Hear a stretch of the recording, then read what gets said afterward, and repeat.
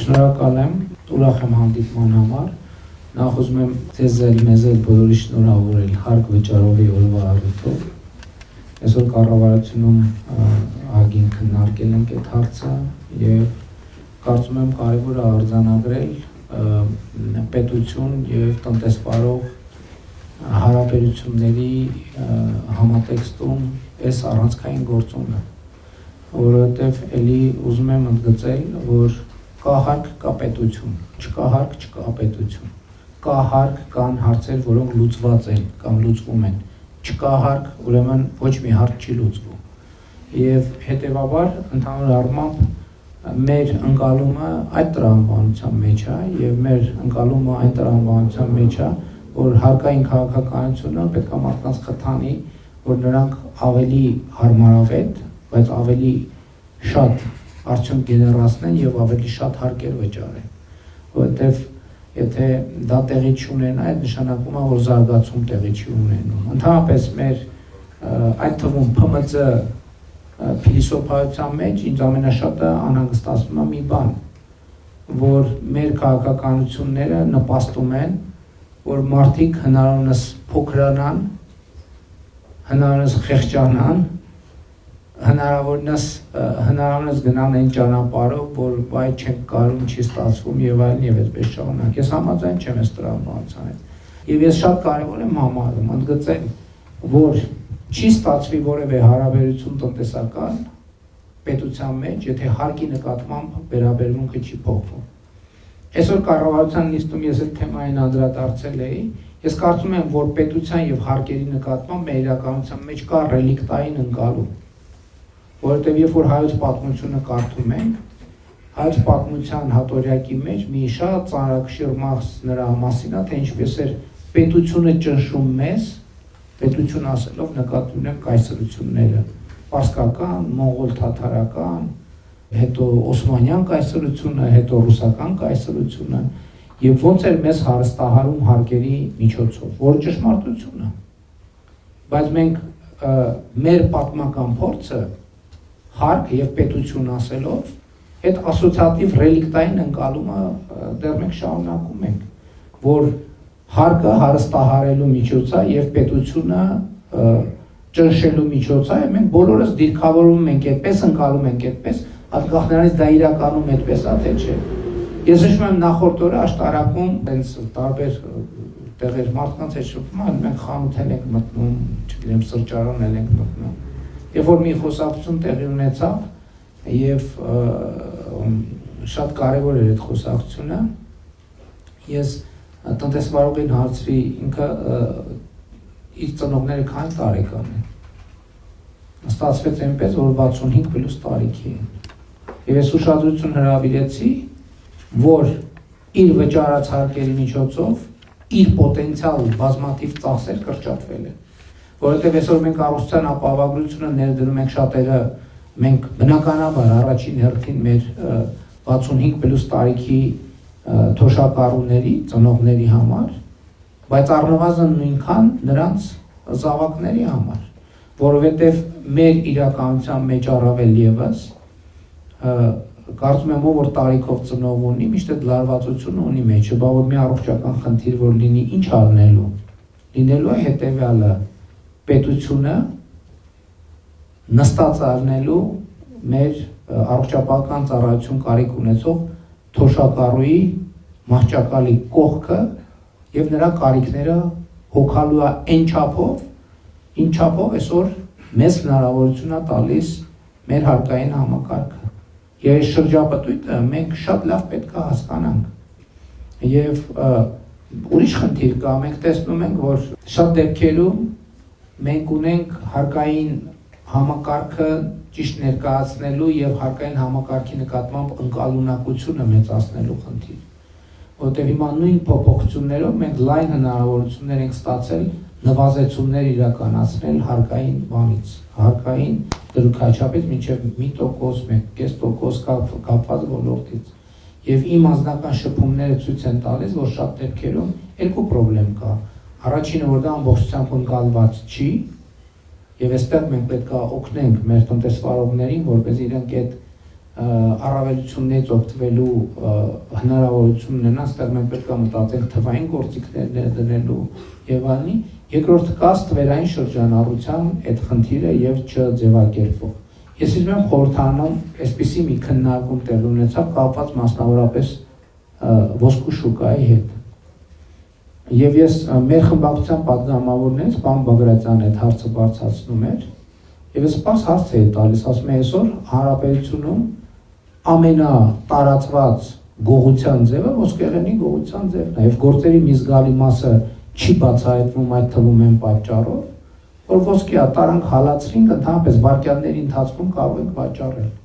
Այսինքն մենք այն կարծիքին ենք, որ մենք մեր քաղաքականություններով անուղղակի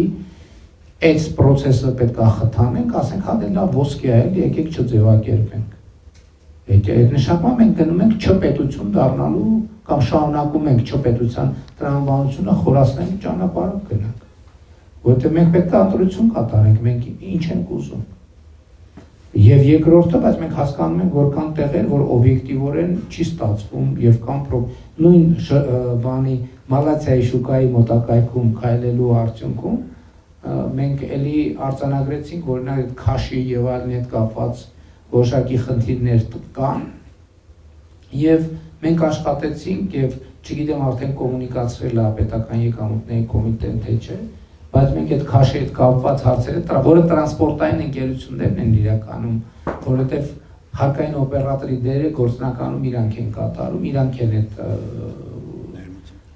ներմուծում եւ ըստ էության գնագոյացումն էլ իրանք են սահմանում։ Եվ մենք իրանց հետ աշխատել ենք եւ մինչեւ 30% գների անկում այդտեղ մենք կունենանք առաջիկայում, այսինքն առաջիկայում հիմա, որովհետեւ այդտեղ էլ մենք տեսել ենք որոշակի նաեւ, որովհետեւ հիմա պետությունը կիլոյով մաքսազերծելու տրամաբանություն չունի։ Մենք ընդհանրապես այդ համակարգից հրաժարվել ենք եւ կարծում եմ, որ ճիշտ ենք արել, որովհետեւ այդտեղ նաեւ կոռուպցիոն շատ մեծ ռիսկեր կար, բայց հիմա մեր փոփոխությունների արդյունքում այդ ռիսկերը տեղափոխվել են ուրիշ տեղ, որը մեզ համար շատ տեսանելի եւ նկատելի չի եղել։ Հիմա մենք մաքսիմալ այդ տրամաբանությունը ուզում ենք զարգացնել։ Հիմա ես անկեղծ ասած իմ գալու նպատակը ինչ չի, որ ես խոստումներ տամ։ Իմ գալու նպատակն է նա, որ լսեմ ինչ հարցեր ունենք եւ այդ հարցերի շուրջ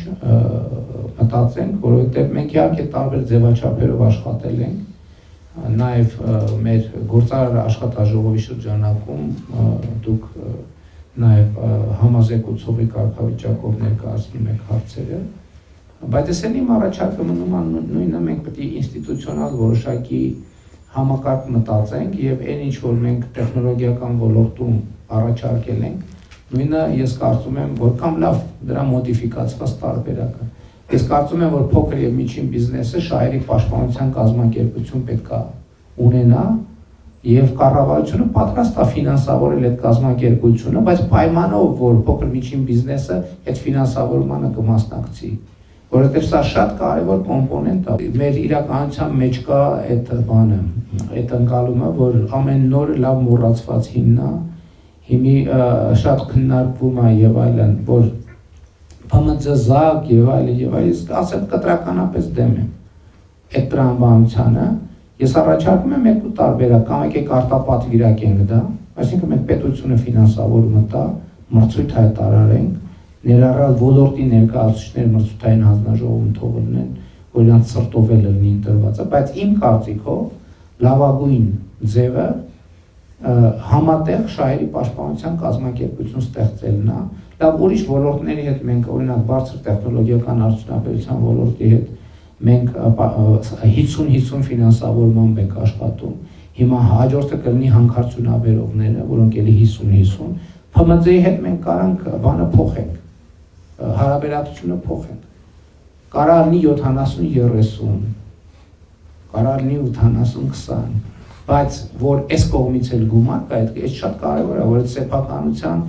եւ պատասխանատվության եւ փոխադարձ հաշվետվողականության մեխանիզմը լինի։ Ինչն է բանը իմաստը եւ նպատակը։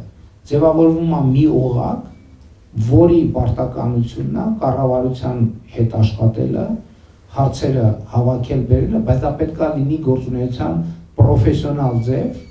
որը պետական պաշտոն չլինի, որովհետև պետական պաշտոն, ես անկեղծ ասեմ, ես 2018 թվականին մենք շատ ենք գնացել ցուցադրություններ եւ այլն, այն ժամանակ, որ ես տեսել եմ, չէ, տարբեր մեր քաղաքականությունները փոքր եւ միջին բիզնեսի ոլորտում եւ եղել են տաղավարներ, որտեղ ցուցադրվել են ինչ-որ բաներ, թե այդ քաղաքականությունների արդյունքում մենք ում ինչ աջակցություն ենք ցուցաբերել։